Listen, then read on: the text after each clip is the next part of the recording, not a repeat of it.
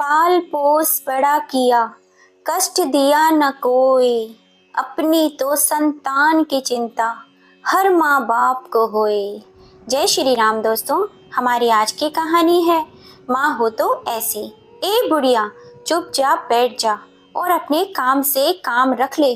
मेरे मामलों में ज्यादा टांग अड़ाने की कोशिश भी मत करना। ज्यादा बकबक करेगी तो मैं अभी इसी समय इसी चाकू से अपनी जान ले लूंगी और फिर तुझे मेरे खून के इल्जाम में पुलिस पकड़ कर ले जाएगी। देखना फिर तेरा क्या होगा। फिर कौन तुझे बचाएगा। फिर पीसती रहना बैठी बैठी जेल में चक्की। बहू की बात सुनकर बुढ़िया डर गई और खामोश होकर बैठ गई। आज मेरी तबीयत बहुत ज्यादा ही खराब थी। मुझे दस्त लग रहे थे और मैंने बहू को पानी उबालकर नमक चीनी पानी पकाने के लिए कह दिया। बस इतनी सी ही बात थी कि बहू भड़क उठी और मुझे जान से मारने की धमकी दे रही थी। बहू आए दिन मुझे ये धमकी दिया करती थी, जिससे मुझे बहुत डर लग जाता था और मैं उससे कुछ भी नहीं कहती थी। यमुना बहन, ओ यमुना बहन, अरे कैसी तबीयत है तारी। अरे कौन है। अच्छा राधा तू है। क्या बताऊं राधा बहन, आज तो मेरी हिम्मत जवाब दे गई। सुबह से दस्तों की शिकायत हो रही है। शौचालय जाते जाते पैर टूट गए हैं मेरे तो। यमुना बहन, ऐसा क्या खा लिया था रात को जो इतने दस्त लग गए। अरे क्या बताऊं राधा बहन, कल से पेट में खराबी हो रही थी, इसलिए अनुज को कहा था कि तोरई लेकर आना, उसकी सब्जी बना लूंगी। लेकिन ये अपनी पत्नी के कहने पर बैगन उठा लाया और बैगन का भरता बनाया और मुझे भी वही खिलाया। एक तो मेरे दांत नहीं रहे। तोरई की पतली सब्जी से रोटी अच्छे से चबाई जाती है। मुझसे बैगन का भरता इतनी मुश्किल से खाया गया, लेकिन भूख इतनी थी कि क्या करती, मन मसोस कर वही खाना पड़ा। उसको खाते ही मेरी हालत तो खराब ही हो गई। राधा देवी, हे भगवान, इन बच्चों को कभी अकल नहीं आएगी। वो तो नीलम आई हुई थी, इसीलिए मैं 2-3 दिन से नहीं आ पाई थी, नहीं तो मैं ही घर से खाने को ला देती। लेकिन तुम्हारी हालत तो मुझे बहुत ज्यादा ही खराब लग रही है। चलो खड़ी हो जाओ, थोड़ी सी हिम्मत करो, मैं ही तुम्हें डॉक्टर के पास ले चलती हूँ। हाँ हाँ चल ले चल। अब तो जान सी निकली जा रही है। पिछले महीने कविता आई थी, वो देकर गई थी कुछ पैसे मुझे, उन्हीं पैसों से ले आती हूँ दवाई। हाँ हाँ बाबा ठीक है चलो। यमुना देवी जी बदहवास हालत में पड़ी हुई थी, तो उनके पास उनकी पड़ोसन राधा देवी जी आई और उन्हें आवाज लगाकर उठाया। तो उन्होंने उनको अपनी आप बीती सुनाई। तो राधा देवी उन्हें डॉक्टर के पास लेकर जा ही रही थी। यमुना देवी जी धीरे धीरे खाट से उतरी और अलमारी में से पैसे लिए और राधा देवी के साथ चल पड़ी। कमरे से बाहर निकलने पर यमुना देवी जी की बहू पायल ने उन्हें देखा तो नाक मुंह बनाते हुए बोली, कहाँ जाने की तैयारी है। किस तरह चल रही दोनों महारानी बनठन कर। राधा देवी, बहू तेरे सास की तबीयत बहुत ज्यादा खराब है, डॉक्टर के ले जा रही हूँ। पायल तिड़क कर बोलती है, ओहो ये बात है। अब महारानी विक्टोरिया को अब पड़ोसी लेकर जाएंगे डॉक्टर के यहाँ पर। घर के लोग तो मर गए हैं ना। यमुना देवी, तो बहू तू ले चल फिर। पायल, नहीं नहीं, मेरे बस का नहीं इस बुढ़िया को लेकर जाना, तुम लोग ही लेकर जाओ इसको। जो हो सके तो वहीं छोड़ देना इसको और लौटाकर घर मत लाना। राधा देवी और यमुना देवी उसे देखती रह गई और फिर चुप कर चल पड़ी। यमुना देवी जी जब शादी हुई थी उसके कुछ समय पश्चात ही राधा देवी जी की भी शादी हुई थी। पड़ोस में होने के साथ साथ दोनों अच्छी सहेलियां बन चुकी थी। अब यमुना देवी जी इस घर में आई तो उनके पति कुंदन कुमार जी ने उन्हें पहले ही बता दिया था कि मेरी माँ थोड़ी गुस्से वाली है, उनका ध्यान रखना। बस ये बात यमुना देवी जी ने अपने पल्लू से बांध ली थी और उनके मरते दम तक सेवा करती रहीं। ससुर जी का देहांत यमुना जी के विवाह से पहले ही हो चुका था। उनकी सास ने अपने जीवन में बहुत दुख उठाए थे, इसीलिए यमुना देवी अपनी सास की बहुत सेवा करती थी। वह अपनी बहू की सेवा से बहुत खुश हुआ करती थी। उनका गुस्सा शांत हो गया था। कुंदन कुमार जी भी अपनी माँ की सेवा में कभी कोई कमी नहीं आने देते थे। वह अपनी पत्नी को उतना ही प्यार करते थे और अपनी माँ को भी हद से ज्यादा प्रेम करते थे। कुंदन कुमार जी की मां ने अपने देहांत से पहले जिस घर में वह रहते थे उस घर को अपने बेटे के नाम कर दिया था। बाद में कुंदन जी ने वह घर बेच दिया था और दोनों पति पत्नी ने अपनी मेहनत से दूसरा नया एक बड़ा सा घर बना लिया था जिसकी कीमत आज करोड़ों में है। कुंदन कुमार जो एक सरकारी नौकर थे, घर में खाने पीने की कोई कमी नहीं थी। दोनों ने अपने प्रेम से अपने घर को स्वर्ग बना रखा था। इनके यहाँ पहले 3 बेटियों ने जन्म लिया, लक्ष्मी, सरस्वती और गंगा। फिर बेटे ने जन्म लिया जिसका नाम उन्होंने अनुज रखा। तीनों बेटियों का विवाह तो कुंदन जी अपने हाथों से करवा गए थे, लेकिन अनुज अभी बढ़ रहा था और उसे गंभीर बीमारी से चलते उनकी दोनों किडनी फेल हो चुकी थी। इलाज भी बहुत करवाया, लेकिन भगवान को शायद कुछ और ही मंजूर था। वे काफी दिनों तक बीमार रहे। अनुज भी विवाह लायक हो चुका था।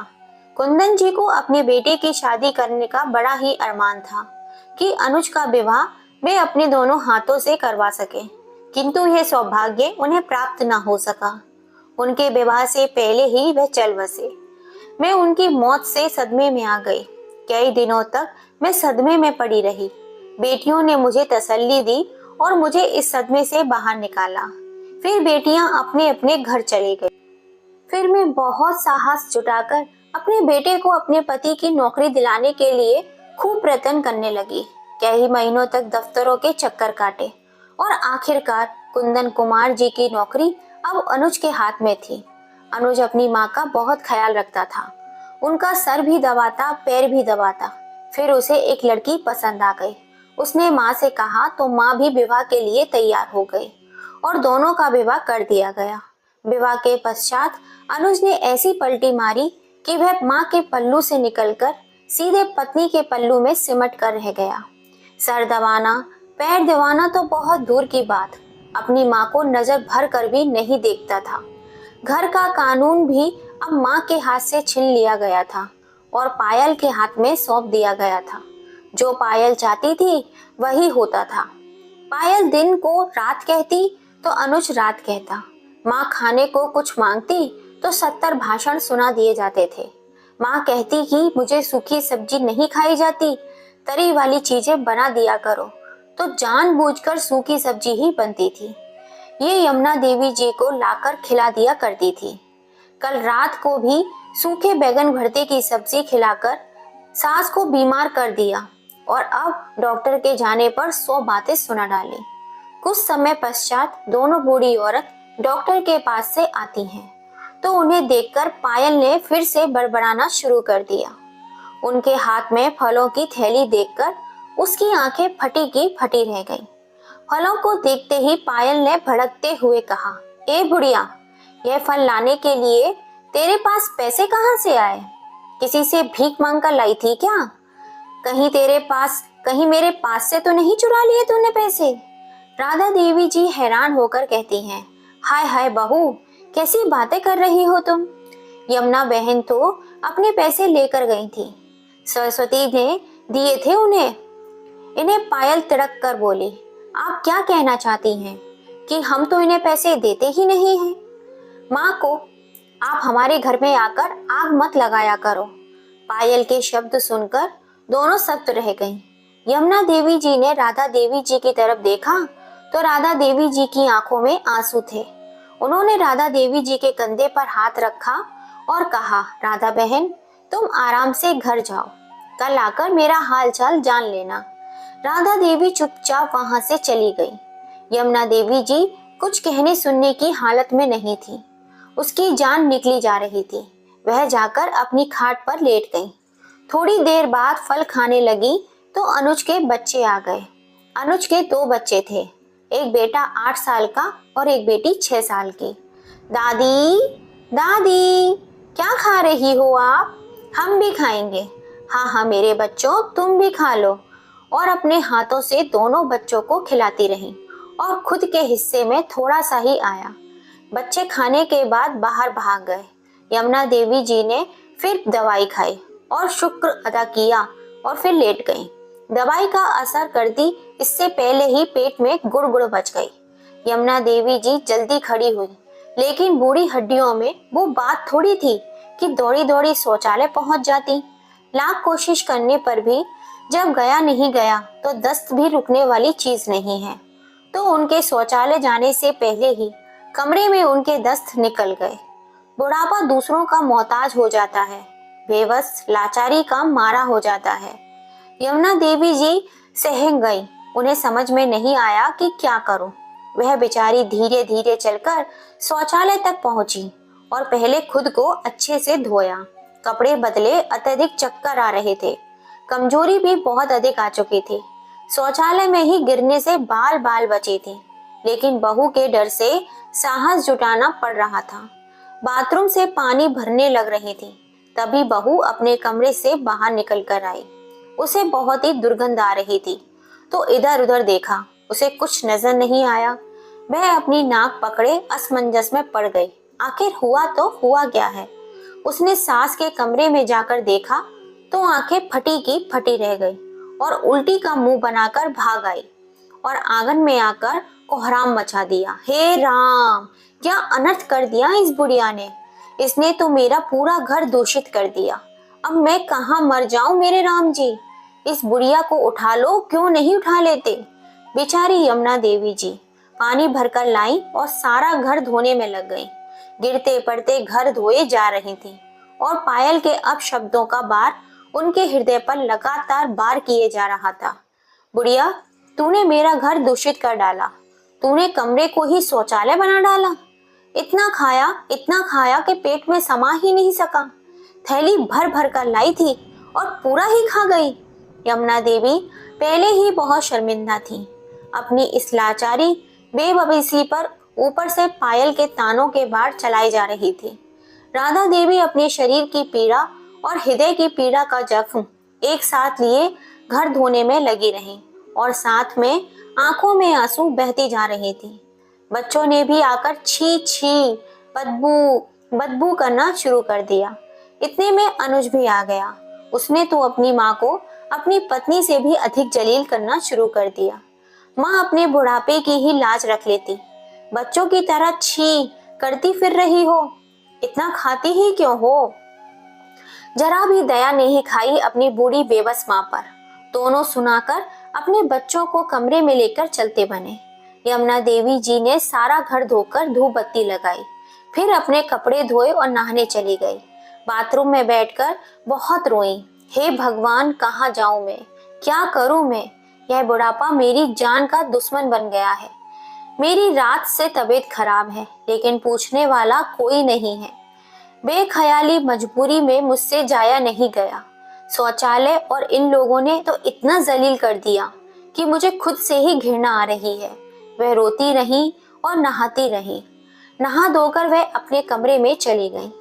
यह मेरी औलाद है, मेरे पेट की जनी औलाद, जिसके लिए मैंने सूसू पोटी भी साफ किया है, और आज इसे मुझसे घृणा आ रही है। मैं सब कुछ साफ कर तो रही थी, लेकिन इन्होंने तो मुझे मेरी ही नजरों में गिरा दिया, मानो मैंने कई खून एक साथ कर डाले हों। सोचती रही, फिर थोड़ा सा केला खाया, वो खाया, फिर दवाई खाई और सो गई। सुबह उठी तो तबीयत कुछ बेहतर महसूस हुई। तभी बेटा और बहू आए। मेरे बेटे ने कहा कि माँ, अपना इंतजाम कहीं और कर लो, अब इस घर में हम तुम्हें और बर्दाश्त नहीं कर सकते। मैं उन दोनों के मुंह को हैरान होकर देख रही थी। यह मेरा सगा बेटा और मेरी सगी बहू हैं जो मुझसे ऐसी बात कर रहे हैं। मुझे अपने कानों पर विश्वास ही नहीं हो रहा था। तभी बहू बोल पड़ी, माँ जी, आपने सुन लिया ना कि आपके बेटे ने क्या कहा है। अपना सामान उठाओ और निकल जाओ यहाँ से, कहीं व्रत आश्रम में चली जाओ। हमसे अब और नहीं बर्दाश्त होती तुम्हारी हरकतें। अपनी मर्जी से चली जाओगी तो ज्यादा बेहतर होगा, नहीं तो धक्के मारकर घर से बाहर निकाल दूंगी। यह कहकर बेटा और बहू गुस्से में पैर पटकते हुए वहां से चले गए और मैंने अपना थोड़ा सा सामान पैक कर लिया और राधा देवी जी के घर जा पहुंची और अपनी बेटी और बहू के खिलाफ केस कर दिया। मामला न्यायालय में पहुंचा और बेटे और बहू को कोर्ट का नोटिस मिल गया। कोर्ट में सुनवाई हुई तो यमुना देवी जी ने अपने ऊपर होने वाले सभी अत्याचार जज को बता दिए और अपना रुद्र रूप बेटा और बहू को दिखाया। अपनी माँ का ऐसा रुद्र रूप देखकर बेटे बहू के तो तोते ही उड़ गए। उनकी स्थिति उस समय ऐसी थी मानो काटो तो खून नहीं। यमुना देवी जी ने कहा, यह दोनों मेरे घर पर कब्जा जमाए बैठे हैं, मुझे खाने को नहीं देते और बहू मुझे जेल में चक्की पीसने की धमकी देती है और मुझे घर से बाहर निकाल दिया है। दोनों बेटा बहू कहते हैं कि वृद्ध आश्रम में जाकर रहो। अब इस घर में तुम्हारे लिए कोई जगह नहीं है। मेरा बेटा 70,000 महीना कमाता है। वह घर मेरे पति और मेरी अपनी मेहनत से बनाया है। उस घर पर मेरे बेटे का कोई अधिकार नहीं है। सास की बात सुनकर जज साहब के सामने बहू बोली, वो घर हमारा है, हम उस घर के इकलौते हकदार हैं और वह पूरा का पूरा हमें ही मिलना चाहिए। हमने अपनी सास की बहुत सेवा की है। सासू माँ की कुछ दिनों से दिमागी हालत ठीक नहीं है। जज साहब बोले, यह तुम्हारा घर कैसे हुआ? फाइल में जो उनकी 3 बेटियों का उल्लेख है। इतना कहते ही जज साहब ने उन दोनों की बोलती बंद कर दी और जल्द से जल्द घर खाली करने का आदेश दे दिया। घर खाली होने लगा तो अनुज और पायल दोनों सीडीएम के गुहार करने लगे और वहां जाकर हाथ पैर जोड़ने लगे। उनसे कहने लगे, कृपा करें, हमें कुछ महीनों का समय दे दिया जाए। अभी हमारे बच्चों के पेपर चल रहे हैं। पेपर खत्म होते ही हम खाली कर देंगे। ऐसा सीडीएम ने उनकी गुहार सुनकर 2 महीने का समय दे दिया। 6 महीने गुजर चुके थे, लेकिन अभी तक बहू बेटे ने घर खाली नहीं किया था। फिर माँ ने ऊपर की अदालत में केस दायर किया और केस की फिर से सुनवाई हुई, लेकिन सीडीएम के इस तरह के कार्रवाई करने पर भी एसडीएम को फटकार पड़ी। बहू ने फिर से अदालत में कहा, हमें घर ऊपर बनवाने का हक दिलवा दिया जाए, हम अपना घर छोड़कर कहाँ जाएंगे? तो जज ने कहा कि तुम 70,000 रुपए महीने कमाते हो तो तुम कहीं भी रह सकते हो। इस घर की मालकिन तुम्हारी माँ है। अगर वह तुम्हें इस घर में नहीं रखना चाहती तो तुम्हें उस घर में रहने का कोई हक नहीं है। वह तुम्हारी माँ की प्रॉपर्टी है। वह चाहे किसी को भी अपने साथ रख सकती हैं और फिर किसी को भी अपना वारिस बना सकती हैं। उसमें कोई भी दखल अंदाजी नहीं कर सकता। और जज साहब का फैसला सुनकर बेटे बहू के तो होश ही उड़ गए और उनकी सारी चालाकियां धरी की धरी रह गई। फिर तुरंत ही घर खाली करने के लिए कार्रवाई शुरू हो गई। यमुना देवी अपने पड़ोसन राधा देवी के पास रह रही थी। उन्होंने साफ साफ बोल दिया था कि मैं अनुज पायल की सूरत भी नहीं देखूंगी और जब तक वे अपने घर से ना निकाल दूं, अपने घर की सूरत नहीं देखूंगी। दोनों बेटे बहू राधा देवी जी के घर पर ही आ धमके और तीनों बहनों को भी अनुज ने फोन करके बुला लिया था। एक ही भाई था तो तीनों बहनों का लाडला था। जब उन्हें पता चला कि उनकी माँ ने ऐसा कर रही है तो भाग कर आ खड़ी हुई। अनुज पहले अच्छा बेटा और अच्छा भाई था, लेकिन पायल ने माँ बहनों के खिलाफ उसे पट्टी पढ़ाकर बुरा बना डाला। लेकिन तीनों बहनें अब भी अपने भाई भाभी के इस व्यवहार से अनजान थी। कभी कभी साल भर में आती थी, अपने बच्चों की पढ़ाई के चक्कर में हमेशा बिजी रहती थी। जब आई तो माँ को बोला, माँ तुम ऐसा क्यों कर रही हो भाई के साथ? ऐसा कुछ भी करने से पहले सोचा तो होता। तो यमुना देवी जी को गुस्सा आ गया और कहने लगी, आ गई, तुझे तो होश आ गया अपने भाई का। अपनी माँ का तो कभी होश नहीं आया तुझे और भाई की हिमायती बनकर चली आई। तुम तो अपने घरों में व्यस्त हो।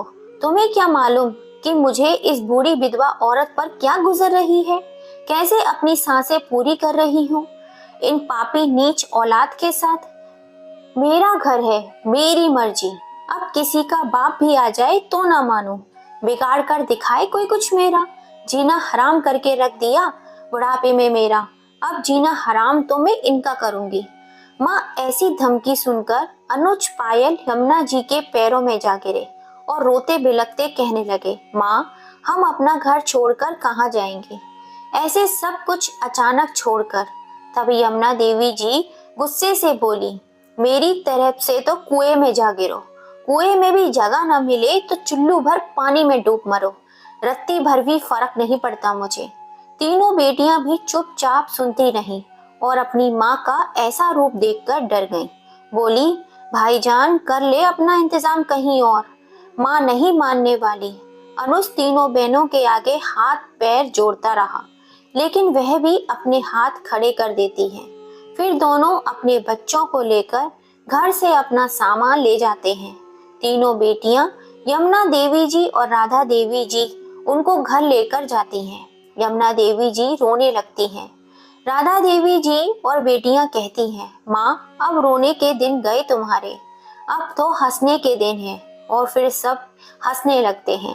अब यमुना देवी जी अपने घर में आराम से अपना जीवन व्यतीत करने लगी थी और राधा देवी जी भी आकर बहुत देर तक यमुना देवी जी के पास बैठी रहती थी। काम में भी उनका हाथ बटा दिया करती थी। घर में दोनों की हंसी की आवाज गूंजती रहती थी। जब बच्चे छोटे होते हैं तो घर में उनकी किलकारियों की आवाज गूंजती है और माँ बाप उनके लिए पागल हुए फिरते हैं। जब वही बच्चे बड़े हो जाते हैं तो वे माँ बाप की जुबान पर ताला लगा देते हैं। लेकिन जब एक माँ अपने बच्चे को जन्म दे सकती है, पाल पोस कर इतना बड़ा कर देती है, तो माँ क्या कुछ नहीं कर सकती। दोस्तों, ये कहानी सच्ची घटना पर आधारित है। आप इस कहानी के बारे में क्या कहना चाहते हैं? क्या माँ ने अपने बेटे बहू के साथ जो किया वो सही था या गलत? अपनी राय हमें कमेंट करके ज़रूर बताइएगा। और कहानी पसंद आई हो तो ज़्यादा से ज़्यादा अपने दोस्तों के संग शेयर कीजिएगा, लाइक कीजिएगा, सब्सक्राइब कीजिएगा। फिर मिलेंगे आपसे ऐसी ही किसी इंटरेस्टिंग कहानी के संग। जय श्री राम दोस्तों।